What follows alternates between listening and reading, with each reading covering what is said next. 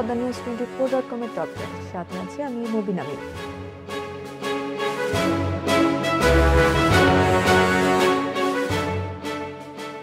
ইরানের president Ebrahim Raisi ও পররাষ্ট্রমন্ত্রী আমির Abdollahian সহ হেলিকপ্টারে থাকা সবাই নিহত হয়েছেন বলে ইরানের কর্মকর্তারা নিশ্চিত করেছেন। প্রেসিডেন্ট রাইসি, পররাষ্ট্রমন্ত্রী ও হেলিকপ্টারে থাকা অন্য সকল যাত্রী দুর্ঘটনায় নিহত হয়েছে।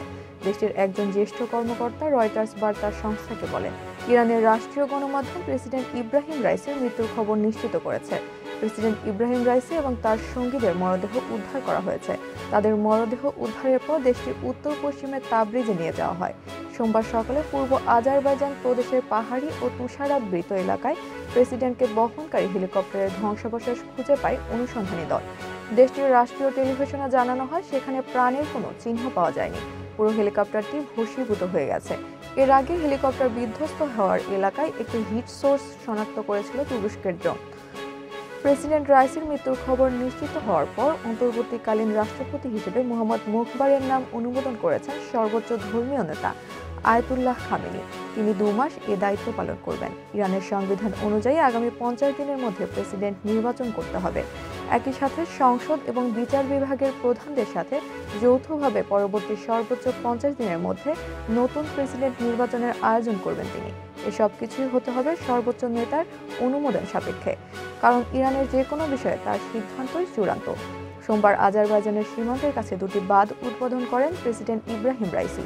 এরপর হেলিকপ্টারে ইরানের উত্তর পশ্চিমে তাবরিজ শহরের দিকে যাচ্ছিল।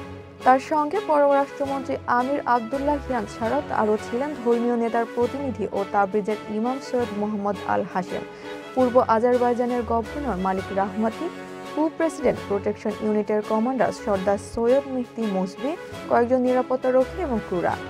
তাবরিজ থেকে 50 কিলোমিটার দূরে দুর্ঘটনার কবলে পড়ে হেলিকপ্টারটি, কিন্তু ভারী কুয়াশা থাকায় অনুসন্ধান অভিযান চালানো কঠিন হয়ে পড়ে। প্রেসিডেন্টের বহরে মোট 3টি হেলিকপ্টার ছিল, অন্য 2টি হেলিকপ্টার নিরাপদে অবতরণ করে। পূর্ব আজারবাইজানের deputy governor for development Ali Zakari স্থানীয় গণমাধ্যমকে জানান, ওই বহরে 3টি হেলিকপ্টার ছিল, অন্য 2টি নিরাপদে অবতরণ করেছে, একটি বিধ্বস্ত হয়।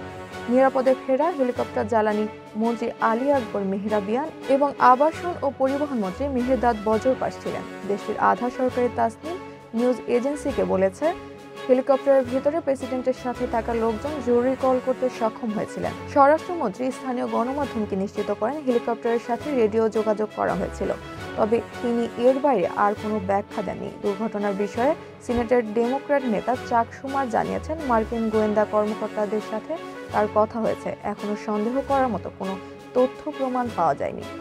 রাষ্ট্রীয় বার্তা সংস্থা জানায়, রাইসিকে বেল 212 মডেলের একটি হেলিকপ্টার বহন করছিল। ওই মডেলটি যুক্তরাষ্ট্রে তৈরি। 1979 সালের বিপ্লবের পর যুক্তরাষ্ট্রের এটি ইরানের কাছে বিক্রি করার কথা নয়। সে হিসেবে উড়োযানটি অন্তত 45 বছরের পুরনো। ইব্রাহিম রাইসি একদিন আগে প্রতিবেশী আজারবাইজানে ছিলেন।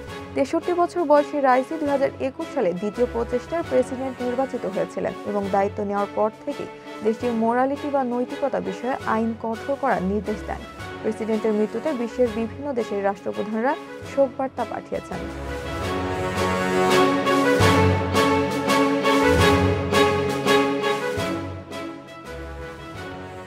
পদ্মা নিউজ 24.com এর নিয়মিত আপডেট ভিডিও পেতে আমাদের ইউটিউব চ্যানেলটি সাবস্ক্রাইব করে বেল আইকনটি ক্লিক করে রাখুন।